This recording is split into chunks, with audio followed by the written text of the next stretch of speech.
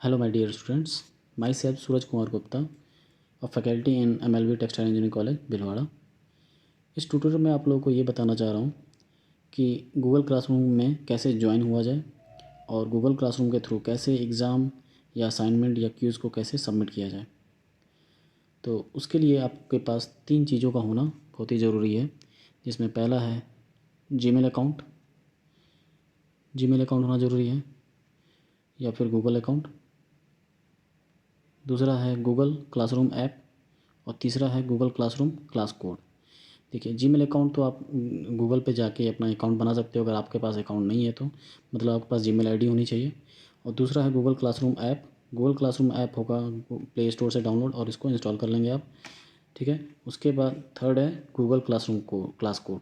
ये class code आपको आपका टीचर प्रोवाइड करेगा, जिस टीचर का वो क्लास है जिसमें आप ज्वाइन होना चाहते हो, ठीक है। इन तीनों के होने के बाद, मतलब ये तीनों होने के बाद आप क्लासरूम के ऐप को आपने डाउनलोड कर लिया है। ये ऐप डाउनलोड करने के बाद इस ऐप में ऐप एंटर करोगे, जैसे ये क्लासरूम का ऐप है, इस क्लासरूम को ऐप को ओपन करोगे तो आप देखोगे कि आपके स्क्रीन पे कोई भी क्लासरूम अभी ऐड नहीं हुआ है, क्योंकि अभी तक आपने कोई भी क्लास ज्वाइन नहीं किया है। तो ज्वाइन करने के लिए यहाँ पे जब सबसे ऊपर राइट कॉर्नर पे आपको दिखेगा प्लस का साइन, प्लस साइन पे क्लिक करोगे तो 2 ऑप्शन आएंगे। 2 ऑप्शन में एक है ज्वाइन क्लास और दूसरा है क्रिएट क्लास, ठीक है। क्रिएट क्लास होता है टीचर के लिए और ज्वाइन क्लास होता है स्टूडेंट्स के लिए। तो स्टूडेंट्स ये इसको ज्वाइन करेगा, ज्वाइन क्लास। तो ज्वाइन करते ही यहाँ पे क्लास कोड मांग रहा है। क्लास कोड कौन देगा? टीचर देगा। Ask your teacher for the class code. तो इसमें आप जो क्लास कोड आपको टीचर दिया होगा उसको आप यहाँ पे सबमिट करोगे। तो मेरे पास अभी एक क्लासरूम का एक क्लास कोड है जिसको मैं यहाँ पे सबमिट कर रहा हूँ, KC5PI7 है, ठीक है। जैसे ही इसको मैं एंटर करूँगा, यहाँ पे ज्वाइन का जो ऑप्शन था वो इनेबल हो जाता है। इनेबल होते ही इसको सबमिट करेंगे। इसको जैसे क्लिक किया,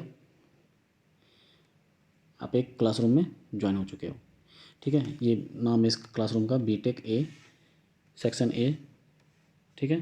तो जैसे मान लीजिए इसको ऐप को मैंने बंद कर दिया, उसके बाद फिर से जा रहे हैं हम लोग, इस ऐप को ओपन कर रहे हैं हम, तो देखेंगे कि ये क्लासरूम हमें स्क्रीन पे दिखाई दे रहा है। इस क्लासरूम का नाम है BTech सेक्शन A और इस टीचर का नाम यहाँ पे शो करेगा, ठीक है। तो उसके बाद यहाँ पे इसको ओपन करेंगे आप लोग, जस्ट इसके ऊपर कहीं भी क्लिक करेंगे ये ओपन हो जाएगा। और आप इसमें अंदर देखोगे क्या क्या, अगर टीचर ने कुछ भेजा है, कुछ टास्क दिया है, कोई वर्क दिया है, तो आप इसमें देखोगे कि क्या दिया हुआ है। तो जैसे आपने इसको ओपन किया, यहाँ पे दिखाई देगा this is new assignment mid term 1 test. तो ये एग्ज़ाम है, कोई एग्ज़ाम है। तो आपको इस एग्ज़ाम का टाइम पता होगा कि कब से स्टार्ट होगा। तो जैसे इस एग्ज़ाम में ऊपर क्लिक करते ही आपको दिखाई देगा कुछ इस एग्ज़ाम के बारे में डिटेल लिखा हुआ है। ड्यू डेट का मतलब है कि कब तक इस एग्ज़ाम को सबमिट करना है। मतलब इसमें कितना लिखा हुआ है, 18 आवर्स, मतलब 6 बजे आपको ये एग्ज़ाम को सबमिट करना है। कितने मार्क्स का है? यहाँ पे लिखा है 20 पॉइंट्स। और यहाँ पे आप देख सकते हो ऐड कमेंट्स का मतलब है यहाँ पे कमेंट्स आप डाल सकते हो। मतलब जैसे ही आपने क्वेश्चन पेपर ओपन किया, आपने देखा कि अरे कुछ इसमें मिस्टेक्स हैं, कुछ क्वेश्चन में क्लैरिफिकेशन की ज़रूरत है, कोई डेटा मिसिंग है, कोई डायग्राम समझ में नहीं आ रहा है, तो आप टीचर को जस्ट उसमें कमेंट कर सकते हो।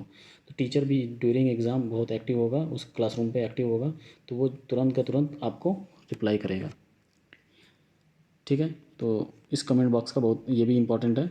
और उसके बाद आप देखोगे अटैचमेंट मतलब यहाँ पे एक क्वेश्चन पेपर को अटैच किया गया है, ठीक है। अब जस्ट आपको क्या करना है, इस क्वेश्चन पेपर पे क्लिक करके इसको ओपन करना है। क्वेश्चन को ओपन करते ही आप इसको सॉल्व करना स्टार्ट कर दोगे। आपके पास ऑलरेडी आपके पास ब्लैंक शीट होनी चाहिए, आप उस पर आंसर देना स्टार्ट कर दोगे। जैसे ही कंप्लीट होगा, आपको सारे आंसर शीट का स्नैपशॉट लेना है और सारे पिक्चर्स को एक PDF फाइल में कन्वर्ट करना है। PDF फाइल में कन्वर्ट करने के लिए आपके पास एक ऐप होना चाहिए, मैं एक सजेस्ट कर सकता हूँ, that is cam scanner.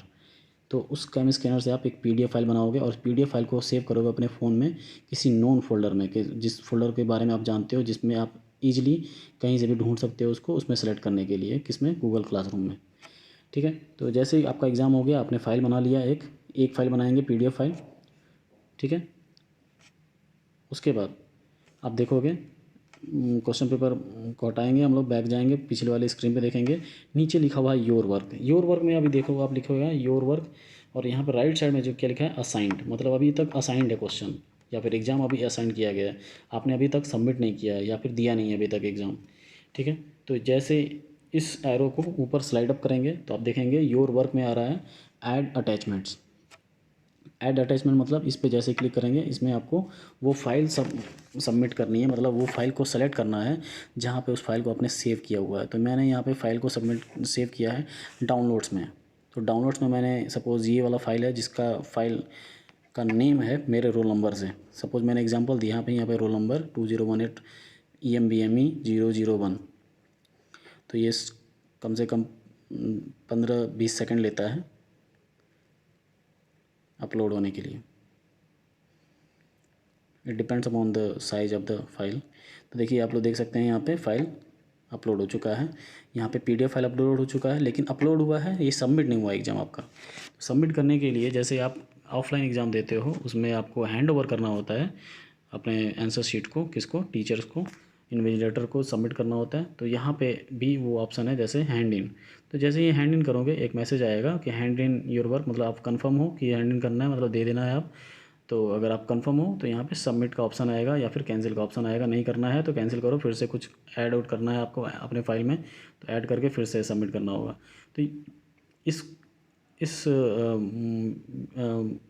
Classroom में मैंने कई बार इसको सबमिट किया, रिमूव किया इस फाइल को, इसलिए यहाँ पे रीसबमिट का ऑप्शन आ रहा है। अदरवाइज़ अगर आप पहली बार सबमिट करने जाओगे तो यहाँ पे सिर्फ सबमिट का ऑप्शन आएगा। तो यहाँ पे रीसबमिट का ऑप्शन आ रहा है, तो इसमें इतना कन्फ्यूज होने की ज़रूरत नहीं है। यहाँ पे सबमिट या रीसबमिट आपको बस यहाँ पे क्लिक कर देना है, कैंसिल के अलावा यहाँ पे क्लिक कर देना है। तो आप देखोगे एक मैसेज आएगा, आप नीचे देखोगे फ्लैश मैसेज। फ्लैश मैसेज आपको पढ़ना जरूरी है, वर्क सबमिटेड, और ये फ्लैश मैसेज गायब हो जाएगा। लेकिन मान लीजिए आप गायब हो गया तो आप सोचोगे अरे मैंने देखा ही नहीं सबमिट हुआ कि नहीं हुआ। तो आपको बस यहाँ पे इतना पैनिक होने की ज़रूरत नहीं है। यहाँ पे आपको देखना है कि यहाँ पे क्या लिखा हुआ है। यहाँ पे लिखा हुआ है अनसबमिट, यहाँ पे लिखा हुआ है अनसबमिट। अनसबमिट का मतलब ये नहीं है कि सबमिट नहीं हुआ है। अनसबमिट का मतलब हुआ है, अनसबमिट मतलब सबमिट नहीं करना चाहते हैं क्या। अगर नहीं करना चाहते हैं मतलब कब नहीं करना चाह सकते हैं हम अपने आंसर शीट को, जब कुछ आंसर शीट में कुछ मिस्टेक हो। मतलब मेरे जो यहाँ पे फाइल जो मैंने अपलोड किया है वह इस फाइल में कुछ एरर है। जैसे सपोज़ आपने कोई रोल नंबर नहीं लिखा है, आपने अपना नाम नहीं लिखा है इस फाइल में, तो आप फिर से उस फाइल में जाके मतलब आपके आंसर शीट में जाके अपना रोल नंबर लिखोगे, फिर अपना नाम लिखोगे, फिर से वो फाइल को कैम स्कैनर से स्कैन करके फिर से PDF फाइल बना के फिर से नया फाइल अपलोड करोगे। मतलब यहाँ पे अनसबमिट करोगे, एक बार अनसबमिट करके फिर से जाओगे, देखोगे आप ऐड अटैचमेंट का फाइल आएगा। मतलब इस फाइल को हटा देना क्योंकि इस फाइल में कुछ एरर है, तो इसको कट करके रिमूव कर देंगे और फिर से अटैच करेंगे। सपोज़ वो फाइल अब नया कोई दूसरा फाइल है, सपोज़ ये फाइल है जिसको अपलोड करना है, नया फाइल जो मैंने नया फाइल बनाया है। तो आप देख सकते हैं ये अपलोड हो रहा है, लेकिन आप कोशिश करेंगे कि आपको फिर अनसबमिट ना करना पड़े क्योंकि आपके पास टाइम नहीं होगा सबमिट करने के लिए।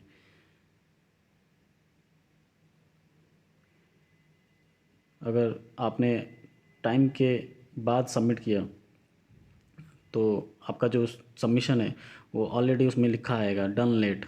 आप देखेंगे जब एग्ज़ाम देंगे, अगर आप टाइम के बाद, जो टाइम दिया गया है कि 6 बजे तक सबमिट कर देना है, अगर आप उसके 1 सेकंड बाद ही सबमिट करते हो तो उसमें आपका एक सबमिशन में आएगा डन लेट, एक ब्रैकेट में लिखा रहेगा done late, you have submitted the assignment but it is done late.